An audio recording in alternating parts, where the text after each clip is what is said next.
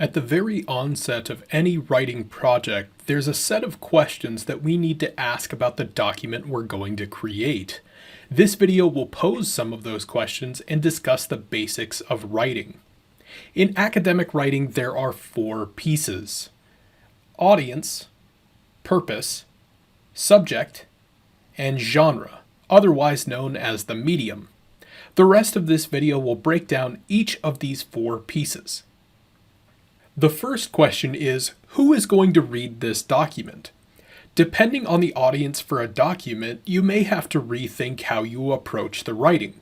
For example, if you are writing to a friend, it's likely that you're going to be fairly informal and, well, friendly. It's your friend after all. You may use inside jokes, slang terms, or swear words depending on your friend.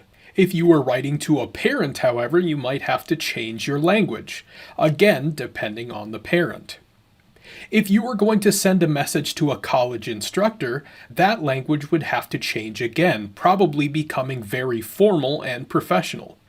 Just by changing who is reading the document, it could potentially change the way that you write. Next, what is the goal of my document? For most academic writing, the goal is encompassed by your thesis statement at the beginning of the document. For example, you might be writing an argumentative essay where you try to show readers why your perspective is correct. The purpose here is persuasion. Another example might come from a lab report, where you pose a hypothesis and test your hypothesis in the chemistry lab.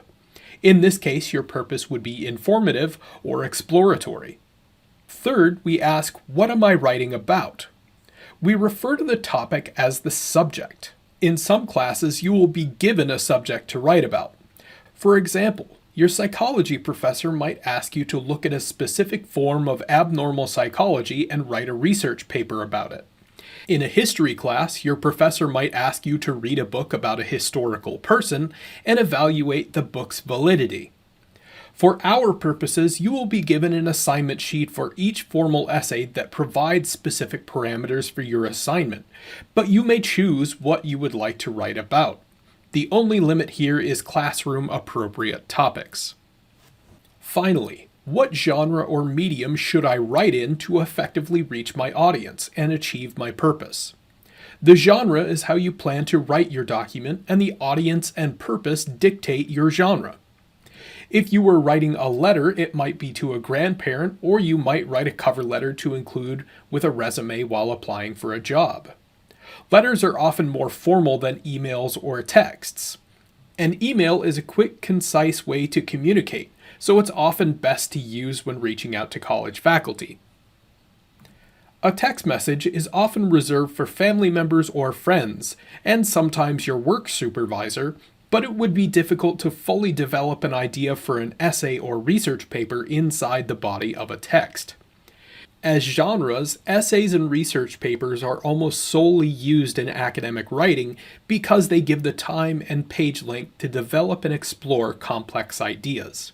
When viewing all this together, audience, purpose, subject, and genre, it creates what we refer to as rhetorical situation. When looking through my comments on your drafts, you may see me write, check your rhetorical situation. If so, start thinking about your writing. Who is my audience, and is my document suited for that audience? What is my purpose, and has that purpose been fully achieved in this writing? By asking more questions about your work, you can rethink and revise your paper to more closely follow the rhetorical situation of a given assignment.